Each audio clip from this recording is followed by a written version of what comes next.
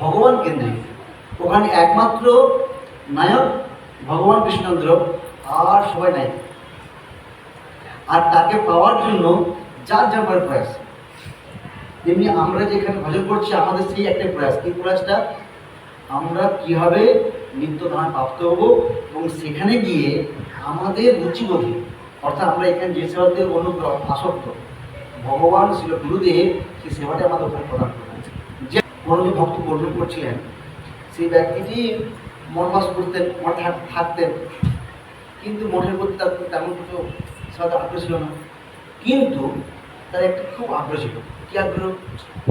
কেউ আসলে মন্দিরে তাকে বুঝিয়ে মন্দির ভিতরে পাঠানো, আর কাজে কোনো আগ্রহ ছিল না, তার কোনো আগ্রহ ছিল না। যদি কেউ আসে তাকে সেই সম্বন্ধে বলে গেটের ভিতরে ঢুকানো, তারপর তার কাজ। তো সেই ব্যক্তি প্রাপ্ত হয়ে যাওয়ার পর তার যে গুরুদেব, তিনি দেখছেন, কী দেখছেন?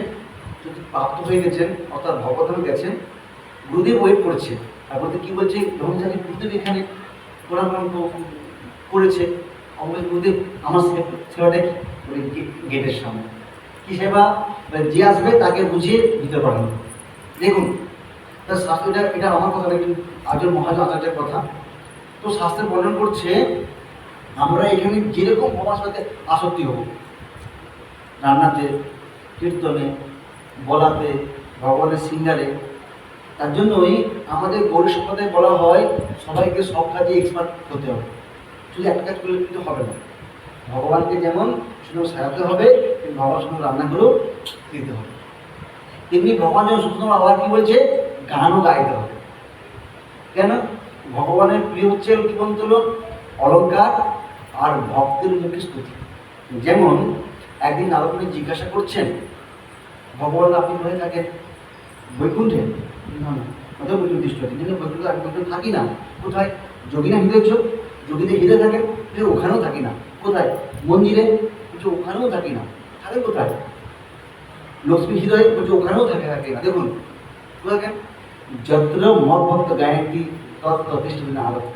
নারদ, আমি যেখানে আমার ভক্তরা আমার গুণকীর্তন করেন আমি সেখানেই বিরাজ করি। অর্থাৎ যদি আমরা বাইরে গৃহতে হরিনাম কীর্তন করি তাহলে গৃহতে বৈকুণ্ঠ ওই বলো রাধে রাধে। তাহলে বাইরে কী হবে? দেখুন শাস্ত্র বলছে যদি আপনি যখন রান্না করছেন তখন যদি আপনি মনে মনে যা যা চিন্তা করবেন সমস্ত পুরো ওই রান্নার মধ্যে প্রকাশ করবেন। আপনি আপনার স্বামী খাওয়ালেন, স্বামী এসে আপনাকে প্রচুর দালালি করছে, বলছি দিনের পর দিন বসে দিলাম, কত দিচ্ছে গাড়ি। কেন?